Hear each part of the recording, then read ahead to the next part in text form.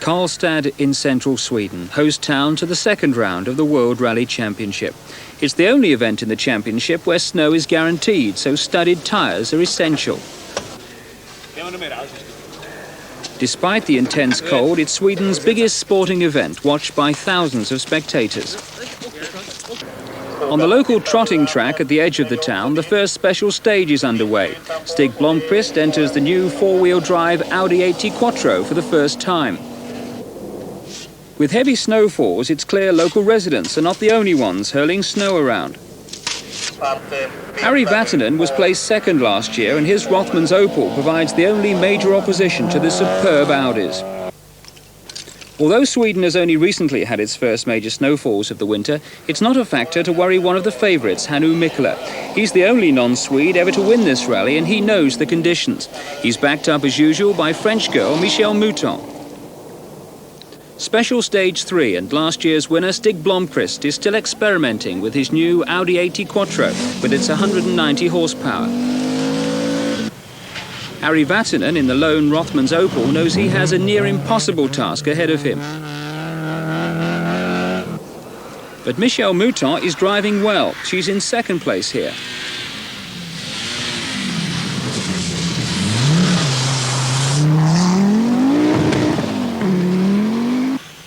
Throwing his Saab into the classic reverse flick, former factory driver Ulla Stromberg is as spectacular as ever. Soren Nielsen's Nissan Turbo is chasing hard.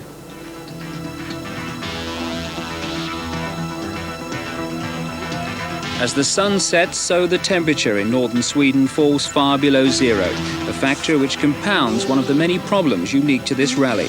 During practice for the event, fresh snow tends to be worn away rapidly by the passage of the cars, revealing long tracks of gravel which equally rapidly rip out studs from the tyres, leaving the drivers to struggle on for long distances over sheet ice with little or no grip. It's not so bad though if you're driving an Audi Quattro. In these conditions, four-wheel drive has a tremendous advantage, but Michelle Mouton is among those who have other worries. It was a screw from the accelerator. Going through there was losing completely, and I was doing 14 Ks only with 3,000, not acceleration at all. How much time did that lose you, Michelle? 5 minutes. It was 50 Ks speed, you know, during 14 Ks, and we was lucky to finish because, but okay. We went off for 5 minutes and had to wait to get people to pull us off the snowbank, and that's it. But otherwise, all right, no problem. Where did this happen? Where was this? Stage number 4. No, 5.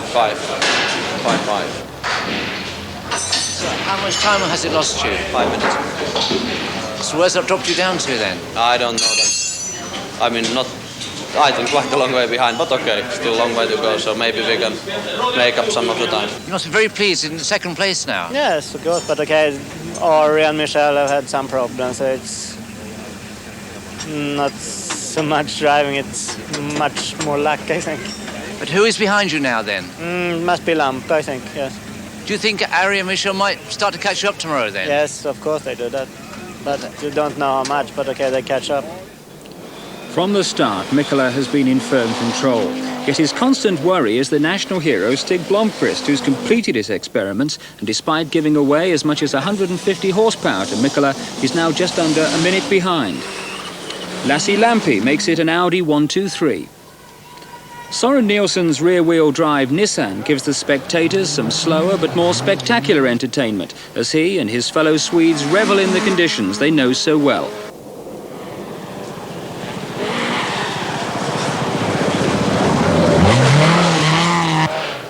Vatanen is fighting back from 49th place following his off-the-road excursion during the 5th stage.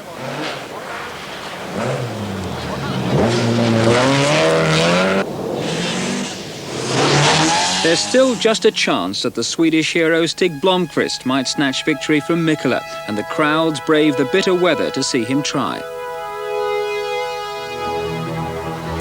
Mikkola's concentration and control remain absolute, but Blomqvist stays in pursuit.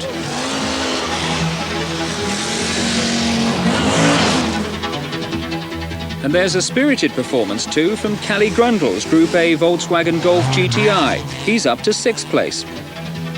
Opposition in the Group A class comes from Michael Eriksson's stylishly driven Audi Coupe.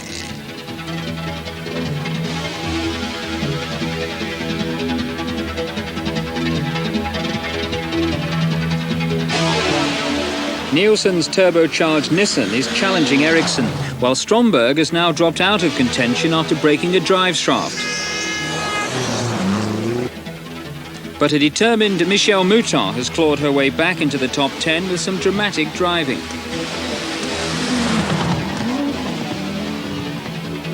A similar, more spectacular but slower recovery for Vatanen, who's now not far behind her.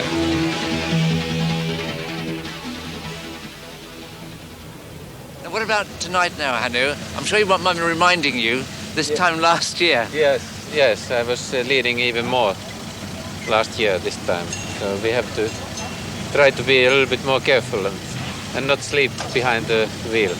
Maybe the fact that you haven't got such a big lead, you won't relax quite as much, possibly. Yeah, maybe, yeah, let's hope so. 2 a.m. Sunday, the final night, and the same special stages which brought ruin to the Audi team last year when both Mikkola and Mouton crashed at the same spot. This year, the traumas are reserved for others.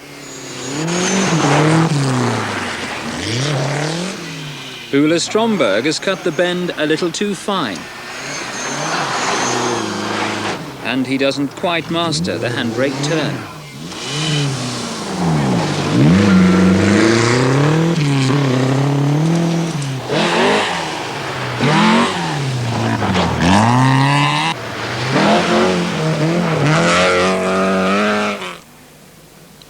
Dawn on Sunday morning. Mikkola's smooth and accomplished performance has been achieved under constant pressure from Blomqvist, who many observers felt could have won this rally despite an immense power disadvantage if team orders had not intervened, forcing him to settle for second.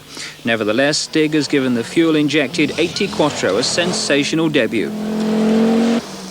Lampe's careful drive gives him a creditable third place in his Quattro, while Michèle Mouton has fought her way back to fourth. Kalle Grundle takes a splendid fifth place in his Golf GTI. His driving was faultless.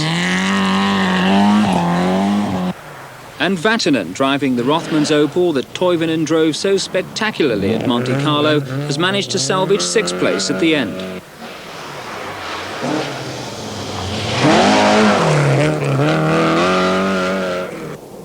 Soren Nielsen's efforts have been rewarded with seventh place.